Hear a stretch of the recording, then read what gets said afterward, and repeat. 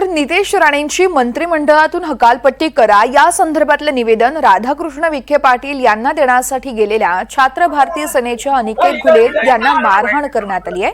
संगमनेर नगरपालिकेच्या आवारात मंत्री राधाकृष्ण विखे पाटील यांच्या कार्यकर्त्यांकडून विखे यांच्या समोरच मारहाण केल्याची माहिती आहे। संगमनेरमध्ये पालकमंत्री राधाकृष्ण विखे पाटील यांची आढावा बैठक सुरू होती।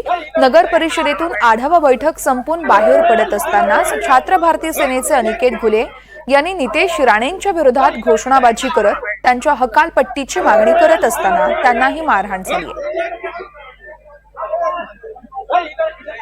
भाजपचे मंत्री नितेश राणे सध्या महाराष्ट्रामध्ये हिंदू मुसलमान वाद पेटवण्यासाठी सातत्याने वक्तव्य करत आहेत। याच्या संदर्भात आम्ही आज मंत्री राधाकृष्ण विखे पाटील यांना निवेदन द्यायला गेलो होतो की आपल्या सरकारमध्ये कॅबिनेटमध्ये असलेला एक मंत्री अशा पद्धतीने समाजामध्ये हिंदू मुसलमान वातावरण तयार करते। आमचं निवेदन घेण्याच्या ऐवजी आमच्या 4 मुलांना तिथं बेदम मारलेलं आहे आणि निवेदनचं स्वीकारलं। आमचं निवेदन घेतलं, कार्यकर्त्यांनी फाडून टाकलं आणि आमचे मोबाईल हिसकाडून घेतले बळजबरीने याच्यामध्ये आणि प्रचंड पद्धतीने चुकीच्या पद्धतीने ते मुलांना मारण्यात आलं। या घटनेचा आम्ही जाहीर निषेध करतो।